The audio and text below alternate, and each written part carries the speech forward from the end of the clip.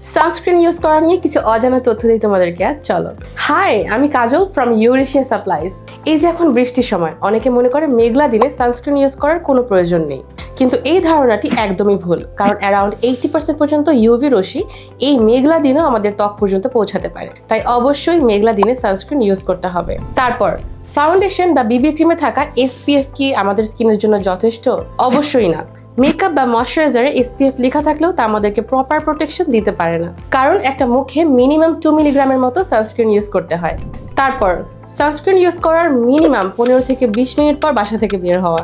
সানস্ক্রিনের উপাদানগুলো ত্বকের উপরে অ্যাবজর্ব হয়ে একটা প্রোটেক্টিভ লেয়ার তৈরি করে, আর এই লেয়ার তৈরি করতে 15 থেকে 20 মিনিট সময় লেগে যায়। দেন সানস্ক্রিন ইউজ করার পরে অবশ্যই ডাবল ক্লিনজিং করে নেওয়া। নাওএডেজ প্রায় প্রত্যেকটা সানস্ক্রিনেই এমন কিছু পলিমার বা ফিল্টার থাকে যা ঘাম বা পানি সহজে উঠাতে পারে না। এগুলো ফেস ওয়াশ দিয়ে প্রপারলি ক্লিন হয় না, ফলে পোর্স বন্ধ হয়ে অ্যাকনি কিংবা ব্ল্যাকহেডস হতে পারে। তাই রাতে ঘুমানোর আগে প্রথমে মাইসেলার ওয়াটার বা ক্লিনজিং অয়েল দিয়ে ফেস ভালো মতো ক্লিন করে তারপর ভালো একটা ফেস ওয়াশ দিয়ে ফেস ক্লিন করে নিতে হবে। সানস্ক্রিনের মেয়াদ শেষ হলে সেটি আর কোনো সুরক্ষা দেয় না, সো অবশ্যই এক্সপায়ার হয়ে যাওয়ার পর সেটা আর ইউজ করা যাবে না।